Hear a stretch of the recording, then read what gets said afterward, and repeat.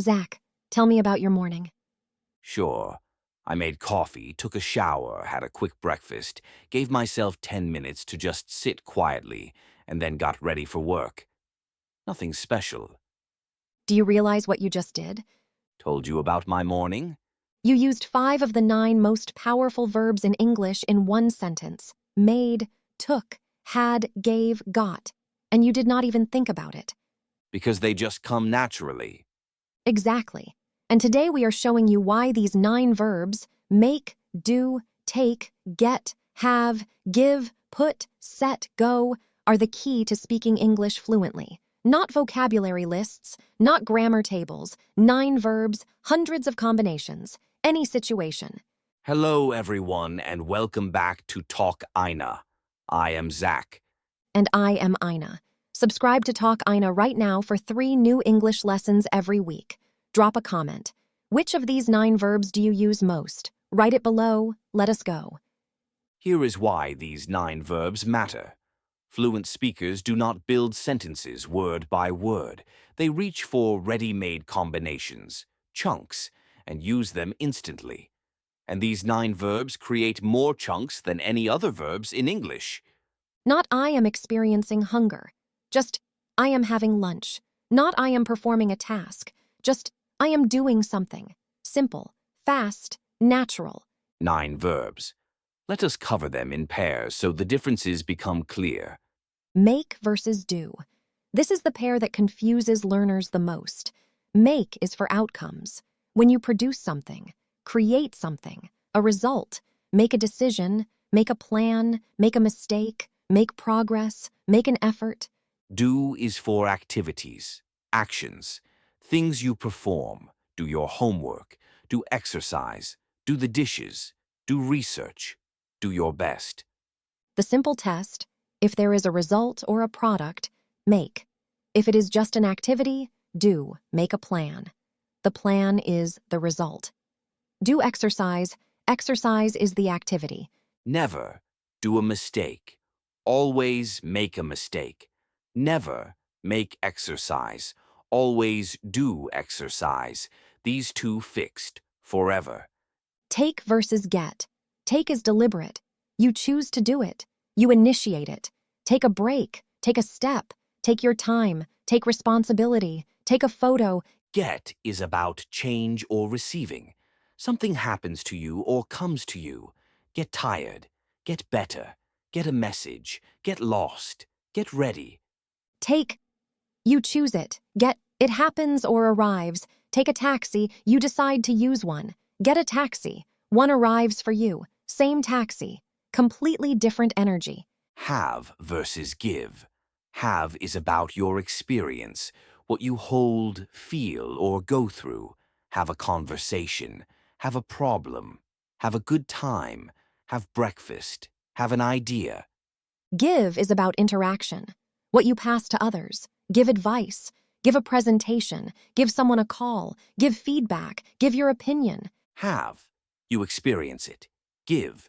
You share it with someone else. Have an idea. It is in your mind. Give an idea, you share it with the room.